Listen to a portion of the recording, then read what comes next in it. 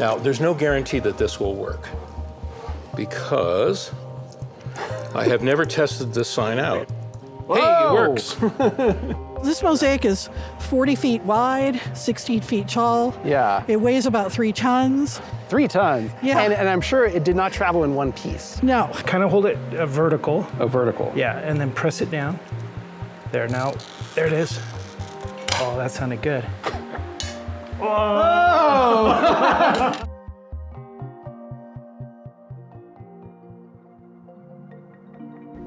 Most of us move through Southern California without really seeing it. Not the landmarks, those are hard to miss, but the artistry woven into the everyday fabric of the city. Terrazzo sidewalks, terracotta cladding, the ornate ironwork of a century-old streetlight. The visual backdrop of Los Angeles is richer than you might realize, and the people who made it that way deserve to be seen. Let's start with the brightest thing in the room. For decades, Los Angeles laid claim to a proud piece of neon history. In 1923, as the story goes, a businessman named Earl C. Anthony installed 2 glowing signs in downtown LA to advertise his Packard car dealership, the first neon signs in America. Neon enthusiasts Didier DeLyzer and Paul Greenstein decided to go looking for the evidence. I just started looking everywhere at UCLA in the geography department. I knew about the Air Photo Archive, so I went there because this sign supposedly was on the roof of a building at the corner of 7th and Flower. After layering aerial photographs of the same location taken over successive years, Didier discovered no evidence of a neon sign at that corner until 1925. So it's not the first one. It's not in 1923. Well, who was first? Ingersoll. Okay. They were a lot earlier. This is a replica of the first commercial neon sign anywhere in the world. And it wasn't in LA. And it wasn't in Los Angeles. No. This was made in Newark, New Jersey Okay. in 1909. 1909, so it's not even close. It's not even, so it doesn't even matter if it's 23 or 24 or 25. It's not even close. So you dispelled this myth, but I don't know if the internet has noticed, because if you Google first neon sign in America, it says the first neon sign in America were 2 Packard signs installed by Los Angeles car dealer Earl C. Anthony in 1923. That's right, that's the Google AI overview. So the AI plagiarist is still drawing from all those same sources. It's incredibly difficult to overturn a myth that has been so widely established, and now AI is making that even harder. Old myths die hard. But even if Los Angeles wasn't the first to embrace the glow, it did more than make up for lost time, ultimately earning a reputation as the City of Neon. The collections of Glendale's Museum of Neon Art make a pretty compelling case. Neon is something that has become part of the visual fabric of the city. It still is today. And yet it's something that it really pops, right? It's bright color, and yet sometimes we don't take notice of it. Like, how is that possible? How can you square that circle? Yeah, it's such an interesting thing because Yeah. it's highly visible. Yeah. It's designed to be visible, but it also has become so much a part of our lives that it kind of disappears in plain sight. There is this common misconception, or we could say myth, that Los Angeles was the originator of neon in the United States. Los Angeles is in many ways associated with neon. We came of age when neon was really kind of the height of technology, the height of class. We have a lot of neon from there. So I see some signs around here. Some of these are spectacular. Some of them seem to represent some of the more pedestrian ways we see neon. I mean, you'll always see these vacancy or no vacancy signs. And then I think probably the most common neon sign that I see, at least, are beer signs, right? I love that here you have an old classic and sadly retired LA beer brand, East Side. Yeah. So if you're familiar with the brewery art colony, that's where East Side beer comes from. Yeah. So that's pretty exciting that we have that piece of LA history. I take it that this is one of the older signs that you have? Yeah, so this is a sign from the 1920s from Lincoln Market. It was in Pasadena. It was a Japanese-American establishment. And what is distinctive about this sign that tells its age? When this sign was built, neon was really classy. And you would sort of gild the edges of it, basically. So we have all these like flourishes here, and then the text itself is raised from the sign. So in the 1920s, they thought, okay, how do we make our signs visible? We're gonna build them out so you can read them.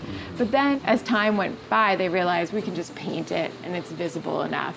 The people who made these signs, were they thinking that they were making public art too? There was a lot of pride in the people that made these signs. And even when we take down a sign, people will stop by and they'll say, my grandpa worked on this. I know someone who knows someone who worked on this. So it becomes this collective art piece. They're creating some of the biggest monuments we have in Los Angeles. And it's this kind of humble, maybe just to advertise food or something like that, but it gives meaning to a neighborhood and to a community.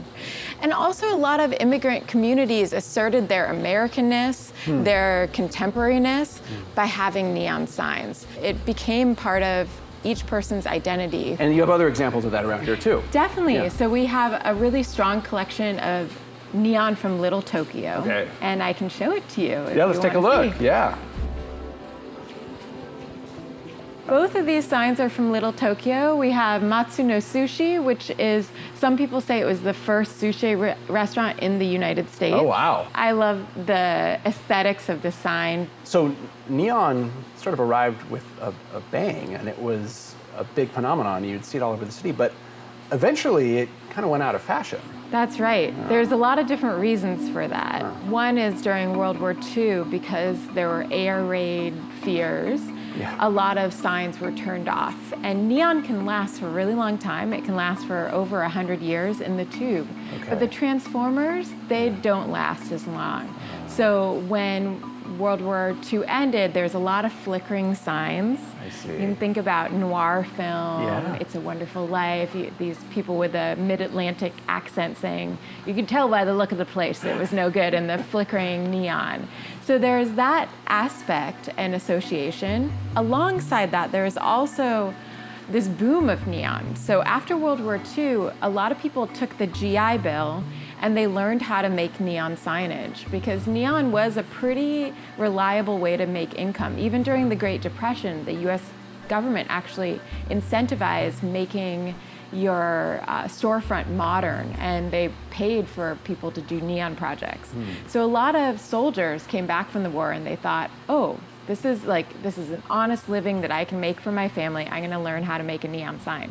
So neon signs exploded, but also connotations with Las Vegas and nudie clubs and gambling. So there became this association with urban decline and immoral behavior. And the landscape became kind of moralized and seen through this lens that neon was trashy. Some municipalities even ban neon? Yes, so there's the American Beautification Act, which across the United States was interested in taking down specific forms of signage, and many different municipalities banned neon, including Glendale. Glendale was a huge neon city. You look at old historic photographs, and it's a fantasy of neon light, but all of that was taken down in the 80s. And irony of ironies, we're here in Glendale in the museum that celebrates neon. Yeah. But it's come around a bit, right? I mean, is it experiencing some sort of a renaissance? Yeah, I think one thing that happened that I think is really beautiful, it's about the way we see history and about the power of artists, is in the 1980s, and actually even before that, 70s and 60s, artists were seeing that neon was becoming maligned. So artists like Bruce Nauman, Mario Mertz, other people were using it to say something about their place within culture. And also a lot of people in counterculture, a lot of people in the LGBTQ community were embracing this signage that was sort of being discarded. And that's when Melrose came into being. So the War Baby sign behind you, that was from a boutique in Melrose. So neon became punk, neon became counterculture, neon became cool because it was not cool. And artists started taking and saving it. So that's the origin story of the Museum of Neon Art. A bunch of artists, a bunch of outcasts that saw something that was being forgotten by culture, and they wanted to save it. Before it became an urban spectacle, neon was a laboratory curiosity. a gas so rare it took decades to harness. And it's a story that begins more recently than you might expect. When was the gas discovered? The gas was discovered in the late 1890s by these two scientists, but it was so hard to process that it was really, really, really unavailable. It's interesting, though, that this is a gas that in some ways is part of just the visual fabric of the 20th century, right? Neon, it's hard to imagine the 20th century without neon, yeah. But it wasn't discovered until the 1890s. The rise of neon is in conjunction with the rise of cars, Right. which is the 1890s. Yeah. So it's around the same time. So they both kind of fed off of each other. Yeah, happy coincidence in some Yeah. ways. Yeah. What we have here is we have a sign that's probably from the early 30s. It says radio, and you see it has a big radio lightning bolt through it. I love that lightning bolt. Isn't that cool? Yeah. It's really a nice one. Meanwhile, what I've brought the repaired piece of glass. Ooh. And if you don't mind doing a little do-si-do, Yeah, let's do it. let's switch it over. Okay. Okay, I'm going to ask you to put your hand right here and hold it. Right here? Yeah. Okay. And then I'm going to wire this one up. Now we're going to do-si-do again. Let's Okay. switch sides. And we're going to do the same thing over here. This is not plugged in right now. This is not plugged in right now because you'd see me dancing. Right. Because this sign is really old, originally the connectors were made with things called a Fahnestock clip, which radio people will know what that is. It's a little spring clip that connects wires. So we're using copper wire. Some people use steel. Copper is the only thing that really works well. You make a loop, so you're going around the ear on the. Oh, like that? Yeah. Oh, I now see. you cross over with the long one. Now, just as a kind of a bellwether, these type of glass stands were invented in 1927 in Long Beach, California, and they are still in use today. Wow. Made to last, huh? Made to last. Now, there's no guarantee that this will work because I have never tested this sign out. Whoa! Hey, it works. It's just electrons moving, and that's what we see as light. So the electricity's just exciting the gas inside? Correct. Yeah. It shouldn't ever leak. Yeah. Theoretically, this is good for 100 years, 200 years, 300 years, nobody knows. Now you fixed your first neon sign. Yeah, all right. Thanks for letting me have a hand in it. No problem. Neon announced itself. It was designed to be seen, to dazzle, to demand attention. The art of Millard sheets took a different approach. Embedded in the walls of neighborhood bank branches across California, it waited quietly for someone to look. So I'm going to take you across the street here so we can get the full effect of this amazing, very large Millard Sheets glass mosaic. It's big. Yeah, we got to take it all in, right? It owns its space, I'll tell you that. It does. Scattered across Southern California, on busy boulevards and strip malls, on street corners you've passed countless times, are monumental works of public art by an artist most people can't name. The home savings and loan mosaics were commissioned by banker Howard Amundsen, who believed that art could anchor a financial institution in its community. The artist was Millard Sheets, the leader of a Renaissance-style workshop of designers and craftsmen whose collaborations transformed neighborhood bank branches into vivid histories of the places they served. So Millard Sheets, he might be, at the same time, the best known, but also the least known artist in Southern California. I mean, Correct. like, everybody knows his work, but very few probably know his name. That's true, and we're doing our best to change that here at the Hilbert Museum. We had an amazing opportunity to rescue this mosaic from its original place in Santa Monica at the old Home Savings building there, where it was beloved for many years. This was a building that was being repurposed. The owner wasn't sure if he was going to tear it down or turn it into something else. And so the opportunity came up for somebody to take this mosaic, and there's very few places that can really rescue. This mosaic is 40 feet wide, 16 feet tall. Yeah. It weighs about 3 tons. 3 tons. Yeah. And I'm sure it did not travel in one piece. No, if you look closely at it, you can kind of see puzzle pieces cut through it. So it didn't come down in millions of pieces. It came down in larger pieces. But there were still over 500 of those. Sort of like jigsaw pieces. A jigsaw puzzle. Yeah. And, many times when they're moving a mosaic, they'll cut it just in a grid. But that destroys a lot of the tiles. Right. Because these are all little glass tiles from Italy. They're Murano glass. So our guy, Brian Worley, who actually had worked on the original installation of this mosaic in Santa Monica as a teenager, came back in his 70s Wow. to work on the reinstallation of it here.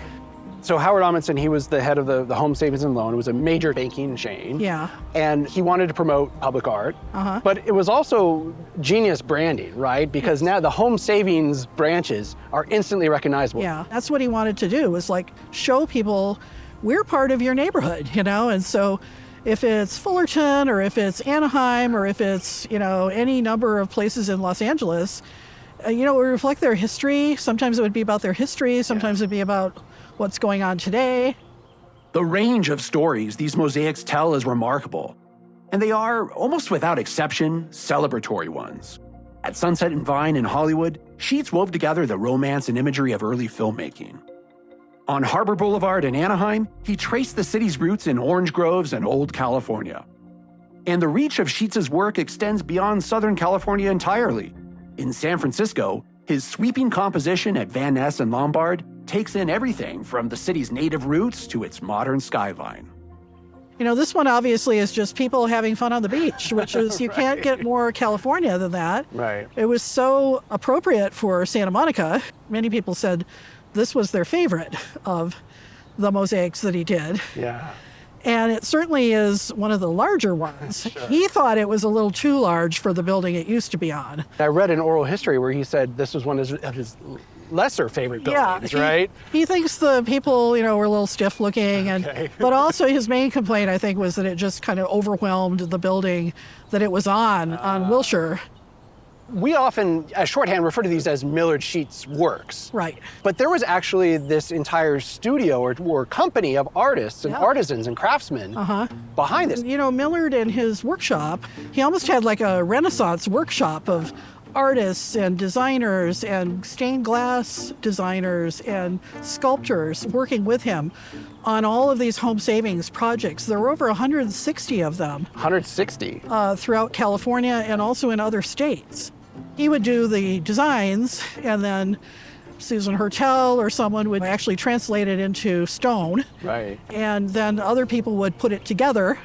He was really looking at how does color play into what people are seeing and how they're taking the scene in, and leading the eye around the painting. And here he's leading the eye like really across the surface of the whole 40 feet of this mosaic.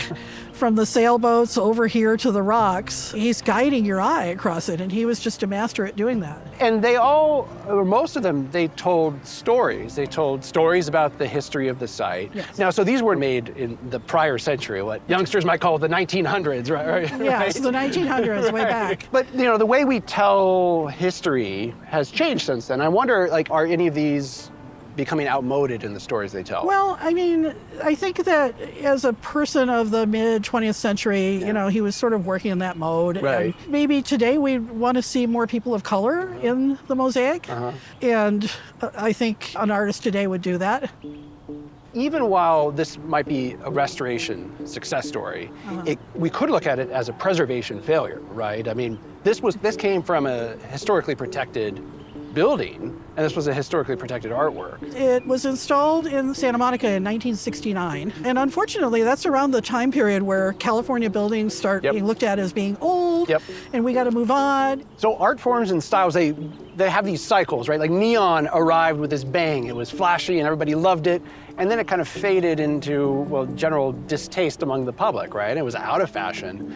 Have you seen that same sort of cycle with the Millard Sheets works? The mosaics are enduring, and I think they're classic. And I think, you know, unlike things like neon is going to go in and out, I think, of fashion. Yeah. But mosaics and murals endure, and particularly here in Los Angeles, you know, we're kind of a city of murals, from the Chicano murals that we have, and of course these iconic pieces. And sometimes they're fleeting, you know, sometimes they're up for 10 years and then they get painted over. And that's unfortunately part of art history too, is we lose them. Yeah. And so we're in the business of keeping them. Yes. These should really be preserved in the places where Millard Sheets put them. In a utopian world, yes, they would be. And we were happy that we were able to step in and sort of rescue this one. So that backdrop that we grew up with in Southern California, future generations will also experience. They will experience it, and hopefully it won't disappear completely. The Sheets mosaics are a mid-20th century phenomenon, born of a particular moment in LA's history when a banker and an artist decided that monumental art belonged in everyday places. At Judson Studios, the tradition runs deeper. More than 125 years old, it predates the Hollywood sign, the freeways, and almost everything else we associate with modern LA. David, hi. Dan, how are you? Thanks Good for to see having you. me. Good to see you. Thanks for coming. This building is amazing. Yeah, thank you. I see it's Californian. It's a little mix of everything. Yeah. In the 1890s, a portrait painter and art teacher named William Lees Judson came to Southern California seeking better health and found his home. Along the Arroyo Seco, between Los Angeles and Pasadena, a thriving community of artists and craftsmen had taken root, and Judson fit right in. In the Arroyo-adjacent village of Garvanza, now known as Highland Park, Judson helped establish USC's College of Fine Arts and served as its founding dean for more than 2 decades. Judson is best remembered, though, for the stained glass studio he founded with his 3 sons in 1897. When the art school relocated to USC's main campus 2 decades later, the Glassworks moved in, and the building's been known as Judson Studios ever since. I met up there with David Judson, the 5th-generation steward of his great-great-grandfather's legacy. So you have corporate archives here, going back quite a ways. We moved in here in 1920, so our records are kind of a little sketchy before 1920. Sure. Initially it was logbooks, and then we kind of moved to files, late 20s, early 30s, and then after the war. My grandfather was a very good record keeper. These are a little bit of the earlier ones. Wow, this looks quite old. Yeah. And fragile. So this is the ledger, and so rather than keeping files, this is basically kind of the accounting, and so you never know what you're going to find in there. So here you can see Grauman's Theater in July of 1923. Hey, yeah. And then right below Grauman's Theater, Charles Chaplin. Okay. Judson sort of represents this older LA culture that I guess in the popular imagination was in some ways supplanted by the arrival of the movie industry. But there's a connection here between those two. Absolutely. Yeah. If we go to 1925, we have Mabel Ennis from the Ennis House, the Frank Lloyd Wright's Ennis House. Yeah. And we have Barnsdale, which is the Hollywood. Yeah. So it's kind of fun to be able to look through these, yeah. So if there was some question about whether there's this piece of stained glass, so did Judson Studios do that? Even if you don't have like a file on it, you could actually find an entry in here and suppose reasonably, with some reasonable certainty that, you were involved with it. You would need to know exactly who the owner was and what year it was, right? Yeah. And that's when the logbooks is very specific. So it can be a little tricky to track it down, but yeah, we stumble upon these old records and find really interesting things. In some ways, you could say that Judson stained glass is just hiding in plain sight all around us in Southern California, right? It's not just churches, it's places where you might not expect it, like movie theaters on Broadway. Yeah. It's obviously such a visually arresting artwork, so how is it that it sometimes goes unnoticed? Well, it's part of the fabric, right? And oftentimes, if you don't notice it, it's kind of doing its thing, right? It just feels like the aesthetic of the space that you're in, and so it's woven into the fabric of our surroundings, of the buildings that we inhabit. Exactly, and so the idea is that it's kind of a continuous design that blends in with all the materials of a structure, or whatever a designer was doing, or the architect. They want that to kind of feel like it's part of the building. But if you've lived in Los Angeles and you've seen a lot of buildings, you've definitely seen Judson glass. Where else are you going to see Judson stained glass? Yeah, so you can see it at the Natural History Museum. So there's a major dome. The libraries, we did the Globe, that's in the Central Library downtown. It's pretty prevalent everywhere. Judson Studios is part of what we might call the Arroyo culture, or I think what Robert Winter called it the Arroyo set, right? I think the Arroyo Guild was really kind of set up to kind of support each other. This idea that you could make your living by making things by hand was really still, even then, kind of a struggle. Yeah. And so I think that was as a way to kind of support each other and also live a life that they felt was kind of representative of contributing something to the environment and to their own personal lives and that kind of thing. Drawing on this William Morris philosophy of that. Not only should it be beautiful, but it should be practical as well. Do you consciously try to carry on this legacy? Yeah, I think that's where we're kind of leaning into this idea that things are still made by hand here, right? We could put you to work here and try you want to try? I mean, I have zero experience, but please, it sounds amazing. Thank you. Let's try it. So I'm a complete novice. I've never even really touched stained glass before. Okay, so cutting glass is fairly straightforward. You're basically going to scratch the surface of the glass. So you're not cutting the glass, you're scratching it. Okay. Okay, so you just start, you want the screw facing out. Okay. Okay, and then you're just going to press down with as much pressure as you feel like comfortable with. Okay. And then just pull it down all the way across the other side. Am I holding that correctly? Yeah, put it in between these two fingers. Like that? Yeah, there you go. There you go. This feels awkward. It is awkward. It takes a long time to get used to, but... And I hold this down? Yep, hold that. Kind of hold it vertical. A vertical. Yeah, and then press it down. There, now, there it is. Oh, that sounded good. Oh! It's kind of like magic. I love it. Amazing. Well, that's a good first attempt. Okay.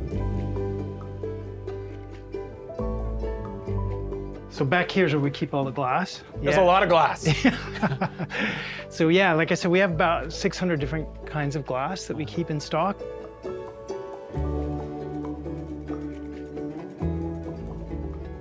This doesn't look brand new. No.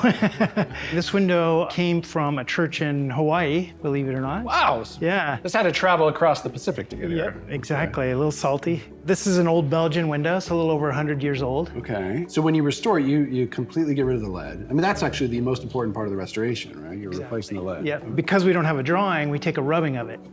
So by taking a rubbing of it, it'll show us exactly where the lead lines are. Right. And we annotate it obviously for all the sizes and that kind of thing, and any breaks that, so if there's a piece of broken glass, we can address that. We want to keep as much of the original material as possible. So about 100 years is the lifespan of a, so now this will be good for another 100 years in Hawaii. And hopefully longer. This is the oldest part of the building, and it's the good place to be in the summer because it's underground. And now we're doing what we call cementing the window. It's waterproofing it, and then it's also patinaing the leads and the solder. This is the last room. So this is really the last step, though. This you is got the to last- get it yeah. out of here, and you got to get it to where you're going to install it. A lot of times we're doing the installation, and if we're not installing it ourselves, we're often training folks to do it. Yeah. Because this is very specialized knowledge that you don't find a lot of outfits that are going to be able to do this. No. Nobody wants to touch it. Right. And a construction site, new construction, they don't want to see us until they're basically leaving. Yeah. So we're usually first ones in to get it out if it's restoration, and last ones in to install it. Yeah. Your trucks must have pretty good suspensions, huh? Yeah. Okay. You invest in that. And lots of cushion on the bottom. Yeah. The work of Judson Studios today is essentially the same work David's great-great-grandfather took up in 1897. That continuity, that insistence on making things well by hand for the long run, is what links a Judson window to a Sheets mosaic and to a neon sign saved from a Glendale parking lot. The backdrop has been there all along. We just have to know where to look.